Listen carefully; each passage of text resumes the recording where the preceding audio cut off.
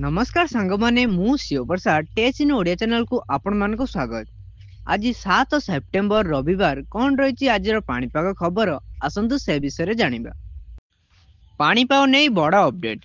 उत्तर पश्चिम बंगोपसागर रे एक घूर्णिबलय सक्रिय रही प्रभाव में आसंता 24 घंटा मध्य किछि किछि स्थान रे वर्षा होई पारे।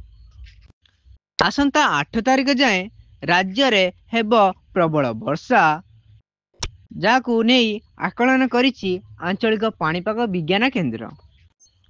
सारा राज्य रे कोहला पाग सांगकु हेब हालुका वर्षा। आज ठारू कमिबो वर्षार परिमाण।